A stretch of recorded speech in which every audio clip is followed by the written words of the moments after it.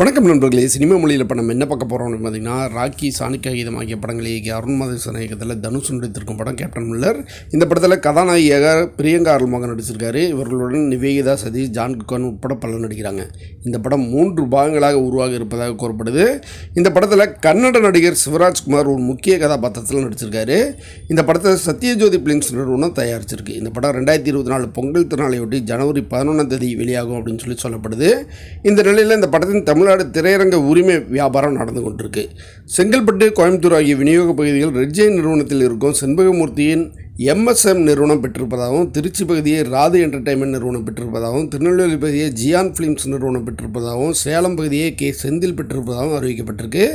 இன்னும் சென்னை நகரம், மதுரை, வடார்காடு, தென்னார்காடு ஆகிய பகுதிகளுக்கான அறிவிப்புகள் வரல. ஆனால் அந்த பகுதிகளுக்கும் விநியோகஸ்தர்கள் வந்திருப்பதாகவும், விலை விஷயத்தில் உள்ள பேச்சுவார்த்தைகளால் அவை இறுதி செய்யப்படலை அப்படின்னு சொல்லப்படுது. மிக விரைவில் அந்த பகுதி விநியோகஸ்தர்கள் குறித்த அறிவிப்பும் வெளியாகும் அப்படிங்கிறாங்க. இப்பகுதி விநியோகஸ்தர்களை தயாரிப்பு நிறுவனம் அறிவிச்சிருக்கு. விலை விவரம் சொல்லவும் மாட்டாங்க.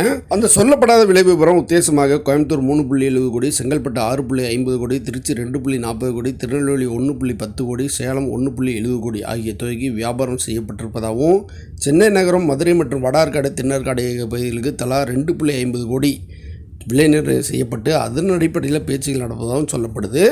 இந்த வியாபாரம் பெரும்பாலும் MG எனப்படும் குறைந்தபட்ச பாதுகாப்பு அடிப்படையில் நடந்திருப்பதாக சொல்கிறாங்க. விநியோக முறையும் உண்டு என சொல்லப்படுது.